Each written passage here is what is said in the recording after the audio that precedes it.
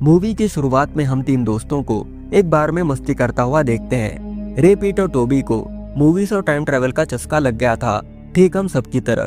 तो ये सब एक बार में बैठकर उसी के बारे में बात करने लगते हैं। इसके बाद पीट को बाथरूम जाना होता है।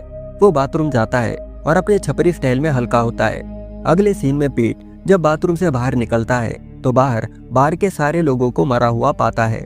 डर के मारे वो वापस से बाथरूम में छुप जाता है। अब हिम्मत जुटाकर पीट फिर से बाहर निकलता है तो इस बार सब कुछ पहले जैसा नॉर्मल हो चुका था। अब सीन शिफ्ट होता है 6 घंटे पास्ट में। यहाँ पर हम रे को देखते हैं जो एक चिल्ड्रंस पार्क में एस्ट्रोनॉट बनकर बच्चों को स्पेस के बारे में पढ़ाता था। रे अब अपने कैरेक्टर में कुछ ज्यादा ही घुस जाता है, जिससे वहाँ मौजूद बच्चे डर के मारे रोने लगते हैं। डैमेज कंट्रोल करने के चक्कर में रे बच्चों को और ज्यादा डरा देता है। बच्चों के रोने का शोर सुनकर पार्क मैनेजर रे को उसे उसके कैबिन में आने को बोलता है। रे जैसे ही मैनेजर के कैबिन में जाता है, मैनेजर उसे डांट लगाकर काम से निकाल देता है। यहाँ तक कि वो जाते हुए रे से हाथ मिलाने से भी मना कर देता है। जाते जाते रे अब दरवाजे के पास रखे कुछ सामान को लात मार के गिरा देता है, पर मैनेजर के उसे देखते ही वो उसे उठाकर वापस रख देता है। उसी चिल्ड्रंस पार्क में रे के बाकी दोस्त पीट और टोबी डायनासोर बनकर अपनी रोजी रोटी कमाते थे। यहाँ इन तीनों की हालत से हमें साफ पता चल जाता है कि इनकी जिंदगी आसान नहीं है। इतने में ही रे भी पीट और टोबी के पास आ जाता है और बताता है कि उसे जॉब से निकाल दिया गया है। ये तीनों एक रेस्टोरेंट में बैठकर डिस्कस करते हैं कि रे को आगे क्या करना चाहिए। इसी दौरान पीट रे से पूछता है कि अगर उसे एक विश मिले तो वो उस विश में क्या मांगेगा। इसके जवाब में रे कहता है कि अगर उसे एक विश मिली तो वो उसका यूज करके टाइम ट्रेवल करेगा। रे कहता है कि वो टाइम ट्रेवल करके अलग अलग टाइम लेन्स में जाता और सब कुछ स्टडी करता। इसके जवाब में पीट हंसने लगता है और कहता है कि वो अकेला ही मरेगा। इसके बाद सीन एक मूवी थिएटर की तरफ शिफ्ट होता है। ये तीनों यहाँ पर एक मूवी देखने आए थे, मगर तीनों को भी ये मूवी पसंद नहीं आती। थिएटर से लौटते वक्त टोबी कहता है कि वो इससे अच्छी स्क्रिप्ट लिख सकता है, जिस पर रे और पीट उसे चैलेंज करते हैं। टोबी भी इस चैलेंज को एक्सेप्ट कर लेता है और अपनी डायरी निकालकर उसी के लिखे हुए कुछ आइडियाज पढ़ने लगता है। टोबी के भयंकर आइडिया सुनकर रे और पीट की बोलती बंद हो जाती है। यहाँ से ये तीनों एक और बार में जाते हैं। ड्रिंक करते करते ये तीनों टाइम ट्रेवल मूवी के आइडियाज के बारे में सोचने लगते हैं। टोबी अब ये सारे आइडियाज अपनी डायरी के एक पेज पर लिख लेता है। ये देखकर पीट रे और टोबी को नर्ड्स कहकर चढ़ाता है। ये तीनों अब ऐसे ही अपनी गपशप जारी रखते हैं। अगले सीन में रे अपना ग्लास रिफिल करने के लिए काउंटर तक जाता है, लेकिन वापसी में वो कैसी नाम की एक लड़की से मिलता है। कैसी एक खूबसूरत लड़की थी जो रे से किसी जरूरी मैटर के बारे में बात करना चाहती थी। अब रे कैसी के पास बैठकर उसकी बातें सुनता है। कैसी कहती है कि वो एक टाइम ट्रेवलर है और वो टाइम लेंस में हुए क्रैक्स और डिविएशंस को फिक्स करने आई है। वो रे को ये भी बताती है कि वो यहाँ पर एक मिशन कंप्लीट करने के लिए आई है। रे इसको एक मजाक समझता है और कैसी से पूछने लगता है कि अगर वो एक टाइम ट्रेवलर है तो वो पास्ट में जाकर हिटलर को क्यों नहीं मार देती। जिस पर कैसी कहती है कि ऐसा करने से फ्यूचर टाइमलाइन बदल जाएगी। वो आगे कहती है कि कुछ लोग इसकी चिंता नहीं करते, वो पास्ट में जाकर छेड़खानी करते हैं। वो रे को एक सीक्रेट टाइम ट्रेवल ग्रुप के बारे में भी बताती है जो पास्ट में जाकर हिस्ट्री बदलते। मंदबुद्धि रे को कैसी की बातें समझ नहीं आ रही थी, इसलिए वो रे को समझाने लगती है कि इमेजिन करो अगर कोई एरोप्लेन के इन्वेंशन के पहले ही राइट ब्रदर्स को मार देता, इससे हमारी पूरी हिस्ट्री बदल जाती। कैसी अब रे को बताती है कि उसका काम ऐसी चीजों को घटने से रोकना है। वो अब रे को एक और बात भी बताती है। कैसी कहती है कि फ्यूचर में रे बहुत ज्यादा फेमस होने वाला है, यहाँ तक कि रे पर कई सारी बुक्स भी लिखी जाएंगी और लोग उसे द ग्रेट रे के नाम से जानेंगे। रे को कैसी की बातों पर यकीन नहीं होता। उसकी लाइफ में पहली बार वो अपनी किसी फैन से मिल रहा था जो फ्यूचर से यहाँ पर आई थी। अब ये दोनों थोड़ी देर बातें करते हैं और अपने अपने रास्ते चले जाते हैं। रे को अब मन ही मन लगने लगा था कि कैसी को शायद टोपी और पीट ने हायर किया होगा ताकि उसके मूड को थोड़ा हल्का किया जा सके। उनसे पूछने पर रे को पता चलता है कि उन्होंने ऐसा कुछ नहीं किया। रे अब उन दोनों को कैसी के साथ हुई मुलाकात के बारे में सब कुछ बता देता है। ये सुनकर टोबी और पीट रे पर हंसने लगते हैं। इसके ठीक बाद पीट फिर से बाथरूम जाता है उसी छपरी स्टाइल में। हल्का होकर जब पीट बाथरूम से बाहर आता है तो वो फिर से बाहर सबको मरा पाता है। वहाँ पड़ी बॉडीज में वो खुद के एक वर्जन को भी देखता है और इस बार भी वो वापस से बाथरूम में छुप जाता है। खुद को शांत करा के पीट जब बाहर निकलता है तो बाहर सब पहले जैसा नॉर्मल हो चुका था। वो फट से अपने दोस्तों के पास जाकर ये बात बताता है, पर रे और टोबी को उसकी बातों पर भरोसा नहीं होता। पीट अब रे से कहता है कि कैसी इसी टाइम क्रैक के बारे में बात कर रही थी, शायद इसे ही फिक्स करने वो यहाँ पर आई है। काफी इंसिस्ट करने के बाद रे और टोबी पीट के साथ बाथरूम में जाते हैं। वो अब सेम पीट के ही छपरी रूटीन को फॉलो करते हैं। उनको ये सब करता हुआ एक बूढ़ा आदमी देख लेता है और इन तीनों को शक की निगाह से देखते हुए वहां से चले जाता है। ये सब कार्यक्रम करने के बाद ये तीनों भी बाथरूम से बाहर निकलते हैं। शुरू में उन्हें सब कुछ नॉर्मली लगता है, लेकिन जब वो अपने टेबल के पास पहुंचते हैं तो वहां वो अपने ही 30 मिनट पास्ट वाले वर्जन्स को पाते हैं। अब ये तीनों रियलाइज करते हैं कि वो सब टाइम ट्रेवल करके पास्ट में आ चुके हैं। डर के मारे ये तीनों अब एक खाली रूम में छुप जाते हैं। रे खुद की सिचुएशन को देखकर कहता है कि वो लोग उस बाथरूम में वापस भी नहीं जा सकते, क्योंकि पता नहीं वो बाथरूम इस बार उन्हें कहां पर पहुंचा दे। इतने में ही रे को एक आइडिया सूझता है। वो कहता है कि वो यहीं कहीं आसपास छुप जाएंगे और उनके पास्ट वर्जन्स के जाने के बाद ही वो वहां से बाहर निकलेंगे।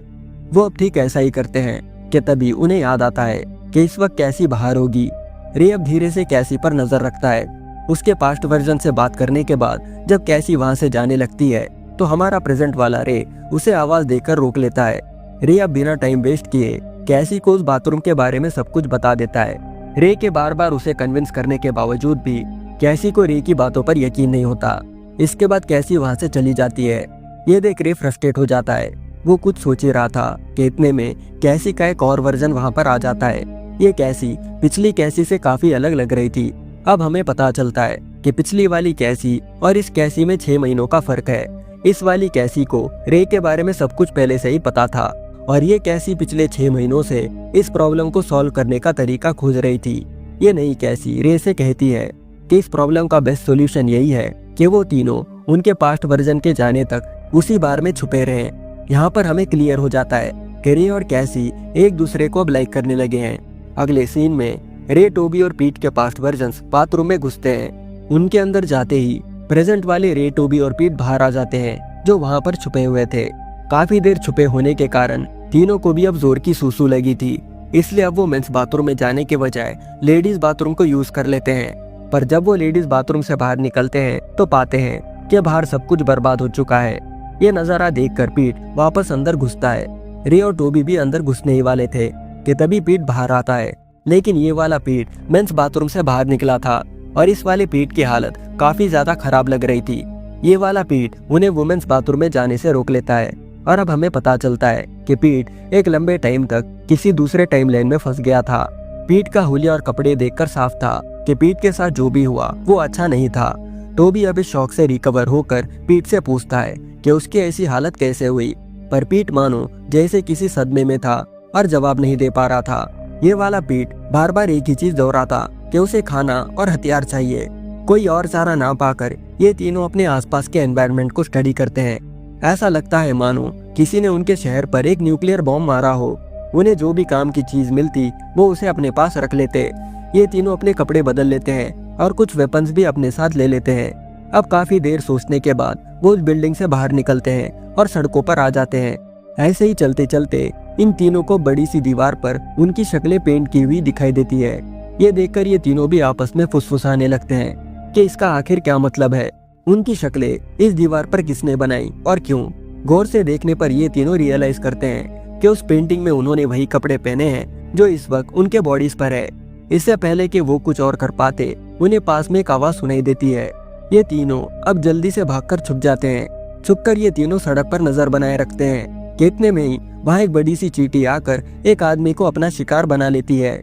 यहाँ बाथरूम में ये तीनों आपस में बहस करने लगते हैं कि तभी उनके पास्ट वर्जन अंदर आ जाते हैं। पीट यहाँ पर अपने पास्ट वर्जन से बात करना चाह रहा था, पर रे और टोबी उसे ऐसा करने से मना करते हैं। ये तीनों अपने पास्ट को उसी बाथरूम में रिपीट होता हुआ देखते हैं, पर उनके लाख कोशिश करने पर भी वो कुछ नहीं कर पाते। ये तीनों यहाँ अपने पास्ट वर्जन्स के हाथों पकड़े ही गए थे कि तभी पीट के डिस्ट्रैक्शन की वजह से उनका ध्यान भटक जाता है और ये तीनों बच जाते हैं। उनके बाहर जाते ही प्रेजेंट वाले पीट, रे और टोबी बाहर आते हैं। प्रेजेंट वाला पीट रे और टोबी से नाराज था क्योंकि उन्होंने उसे उसके पास्ट वर्जन से मिलने नहीं दिया। रे और टोबी अब पीट को शांत कराने की कोशिश करते हैं, पर पीट गुस्से में वहां से निकल जाता है। जब ये तीनों बाहर निकलते हैं तो पाते हैं कि बाहर एक थीम पार्टी चल रही है। जिसमें हर कोई उन तीनों की तरह कपड़े पहना हुआ है। टोबी अपने इस फेम को देखकर खुश होने लगता है, पर रे उसे अपने इमोशंस पर कंट्रोल रखने की सलाह देता है। वो लोग जल्दी से पीट को लेकर वहाँ से खिसकने की सोच ही रहे थे कि तभी उनकी नजर एक और म्यूरल पर पड़ती है। इस वाले म्यूरल में उन तीनों के साथ साथ वो पेपर भी मौजूद था जिसमें इन तीनों ने अपने टाइम ट्रैवल आइडियाज को नोट किया था। इन्हें अब रियलाइज होता है कि दरअसल वो सब उसी पेपर की वजह से फेमस हुए हैं।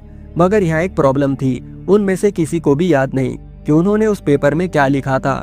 इतने में ही उनके पास एक मिली नाम की औरत आती है। वो खुद को उन तीनों का फैन और कैसी की बॉस बताती है। वो कहती है कि वो यहाँ पर उन तीनों को उनके असली टाइमलाइन में वापस ले जाने आई है। ये सुनकर रे, पीट और टोबी बहुत ज्यादा खुश हो जाते हैं। मिली अब इन तीनों को वापस अपने टाइमलाइन में ले आती है, पर यहाँ पहले से ही उनके पास्ट वर्जन्स भी मौजूद थे। अब ये तीनों उनके पास्ट वर्जन्स के जाने का वेट करने लगते हैं। ऐसे ही कुछ घंटे गुजरने के बाद रे, पीट और टोबी के पास्ट वर्जन्स वहाँ से जाने लगते हैं, लेकिन वो अपना पेपर वही भूल जाते हैं जिस पर उन्होंने अपने टाइम ट्रैवल आइडियाज लिखे थे। ये तीनों जल्दी से उस पेपर को उठा लेते हैं और एक टेबल पर बैठकर पढ़ने लगते हैं। यही वो पेपर है जिसकी वजह से ये तीनों फ्यूचर में फेमस होने वाले हैं। ये लोग अब सोचते हैं कि सब कुछ पहले जैसा नॉर्मल हो चुका है। आगे हम रे को देखते हैं और रे इस बार बाथरूम में नहीं जाता बल्कि बाहर खुले में सूसू करने का डिसाइड करता है। पर जब वो बाहर जाता है तो उसकी मुलाकात कैसी से होती है। कैसी से बात करते करते रे मिल्ली का जिक्र करता है। अब हमें यहाँ पर मिल्ली की सच्चाई पता चलती है। दरअसल मिल्ली कैसी की बॉस नहीं बल्कि एक सीक्रेट टाइम ट्रैवलर ग्रुप की एजेंट है। ये एजेंट्स फेमस लोगों को ढूंढकर उनके फेमस होने से पहले ही मार देते। कैसी अब रे को वार्न करती है कि अगर मिल्ली की नजर उन तीनों पर है तो उन तीनों की जान अब खतरे में है। अब रे अपने दोस्तों को वार्न करने के इरादे से वहाँ से भागता है। अंदर आकर वो पीट और टोबी को मिल्ली की सच्चाई बता देता है। इस पैनिक वाले सिचुएशन में रे को एक आइडिया सूझता है। रे कहता है कि अगर वो उस पेपर को जला दे तो वो तीनों फेमस नहीं होंगे, और जब वो फेमस ही नहीं होंगे तो मिल्ली उन्हें नहीं मारेगी। सच बताऊं तो ये आइडिया सॉलिड था, लेकिन टोबी को ये मंजूर नहीं था। टोबी को अपनी फेम नहीं गंवानी थी।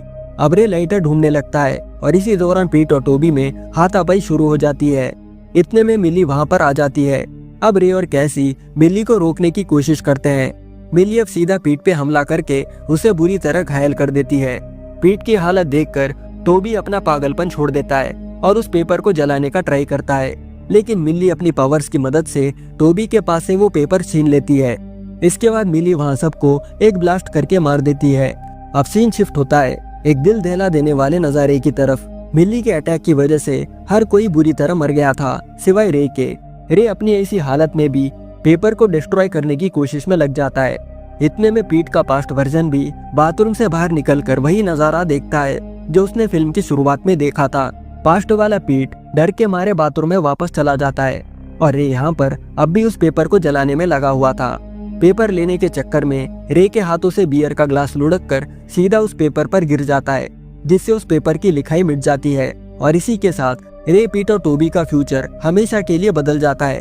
वो अब इस बार फेमस नहीं होते, जिस वजह से मिल्ली उनके पीछे भी नहीं पड़ती।